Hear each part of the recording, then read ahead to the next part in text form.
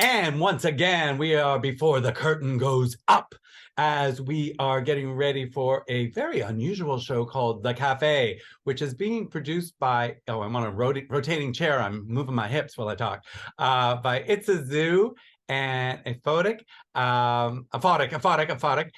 theater companies. And it's a part of the Push series. And we're talking with Faye Nass. How are you? Hi, David. Thanks for having me. I'm well. How are you? I'm very well. Now, this is it's part of a series that Push is doing called Works in Development. Is that correct? Yes. We received lots of support from Push in the past 2 years during the pandemic for the development part of the live show. Yes. And So, yeah. would this, before we talk about what the show is, would this show then be considered a fully realized production because it's been developed, or is it like this is our test run of the show? Oh, no. This is like the premiere. It's a fully realized production. It's just been in development for the past 2.5 years. Okay, so that's why it's in Yes. the development workshop. Yes, Like it's yes. at the end of its workshop process. Yes. Now, tell us about the show. If I'm coming to see this show, I mean, I've been reading up on it. It sounds fascinating because we get to do what we really do in real life, right? Which is eavesdrop on conversations. So, what would I experience if I were going to go to the show and I don't know much about it? Someone says, "Come with me to the cafe," and I'm like, "Okay," and then I suddenly find I'm at a play. Yeah, so the idea of it was very much around, the audience to have permission to go and sit very close in terms of like being very close to the scenes. There are 7 plays, 9 playwrights have written 7 plays dealing with different topics and languages and stories. And so the audience can expect to go inside a coffee shop like every single day, except this coffee shop also like offers beer and wine, and to just sit in close proximity of one of the scenes and watch them from the beginning to the end.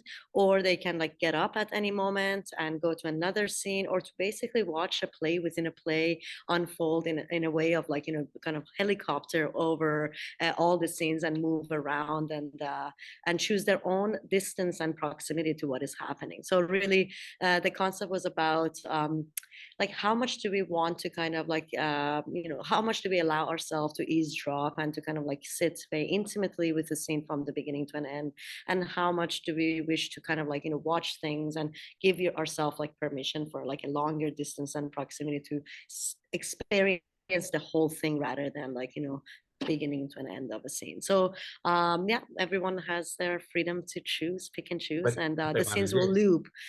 Yeah, so the scenes will loop though. That's a great thing. So if you do decide to see one piece from the beginning to an end, most of them they loop 3 times. Oh, So wow. yes, yeah. So you could So watch three whole mini plays exactly. with Yes, beginning, middle, yes, and end. Wow. yes. Oh, that's interesting because yeah, because my sense I would be in a panic going, "Huh, what if that one's better over there?" It's like, wait, go to Right. that one later.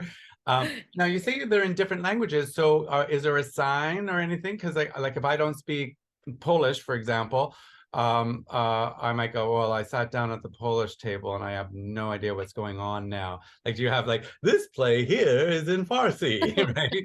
No, and funny enough, like it's like the one language that is not included is Farsi, Oh actually. no! I know. My partner and I started writing in Farsi, English, Spanish, and then basically we just realized it's going to be English or Spanish. It was becoming too complicated. Um, so yes, we are not putting any signs. The way all the plays have been written is that you can follow the sensation and the narration like without knowing those languages, so they're not full on in Polish or Spanish or French. They are very much dealing with the multilingual aspects of like speech, but also the reason we didn't want to say like this is the Polish table, this is the Spanish table, is because people have the freedom to move around, and we wanted to kind of like play with the sonic expression of the whole space, but also for people to be able to kind of like sit and eavesdrop in a conversation that maybe they understand 20% or maybe they understand 100%, right? I just have this Yeah. image now of someone sitting at a table, someone speaking in English, and they're like, mm-hmm. And then they flip to the other person, they start speaking another language, and I'm getting up and walking away. Yeah, it's They what can.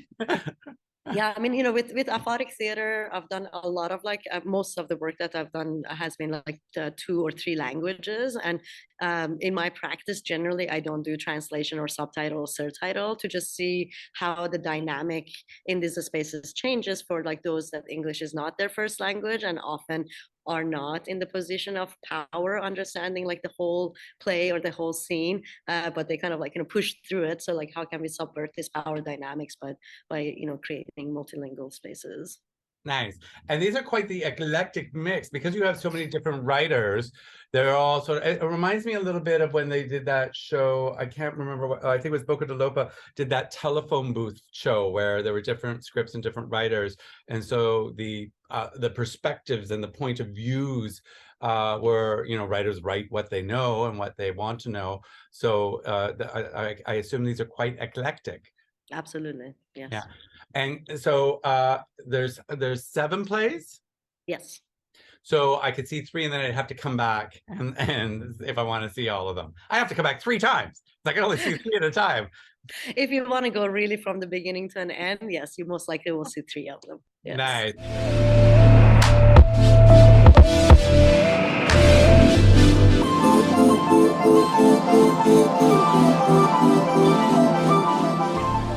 What's been now? Do you have 7 directors? Because it's you, Chelsea.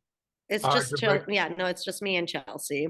Just so do you just like half the day you work with play 1 and the other half the day you work with play 2? Very good question. So the way we approach them is that I directed like, kind of text analysis and like, scene work with 4 of the plays, and Chelsea worked on 3 of the plays the first week. And the second week, the 2 of us came together to put the puzzle together, how they rotate, and together we worked on all the scenes. So originally we kind of divided them 4 to 3, but then the second week it was like very much co-direction in terms of blocking and movement and the overall picture. And are the tables in any way synchronized, like in terms of like if a person jumps up and says, "What are you trying to say?" and someone in a conversation the other jumps up and goes, "I'll have the banana cream pie." Right? Like is there any kind of synchronization between the tables, or you just go start and they all start? Yeah, well, again, very good question. So like there are elements like we wanted to keep it as naturalistic as possible. So there are kind of like I would say like emotional or visceral kind of like call and response in a way that they would naturally happen, and they may be slightly different every night. So for example, if there is a loud scene, like of course the other scenes may like hold a moment, or maybe they give a longer pause as they would like in a different night, because like every second does not necessarily match, like different timing shifts by a second here there.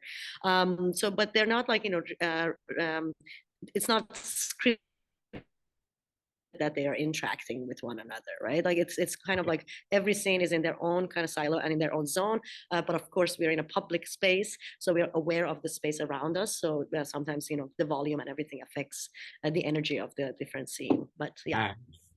Nice. And so, and I'm guessing because these aren't verbatim conversations, these are from playwrights' heads. So we're going to get a mix of some tables will be quite more humorous, some tables will be more tragic, some tables will be romantic or sexy.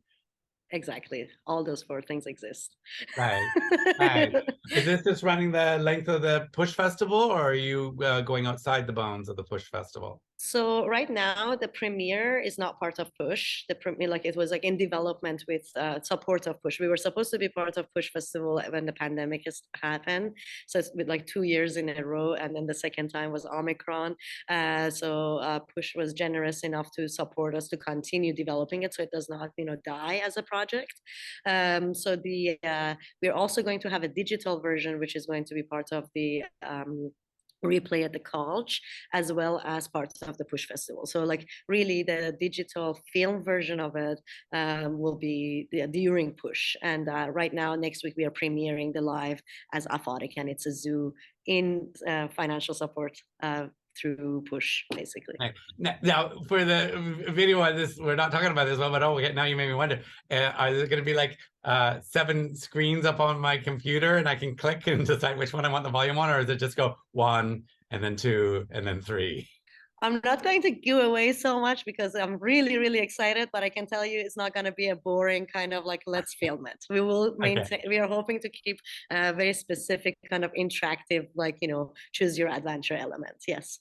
Well, I think then the advice we have for the audience is that they should not miss the live performance. Are the performers masked if people are worried about COVID, or we follow? I mean, rules are you don't have to be masked. Is that up to your comfort level? So It's up to audience comfort level. Like both ITSAZOO and Aphotic really highly recommend the audience members to wear a mask, mainly because the show deals with like close proximity. You can sit very close to the actors.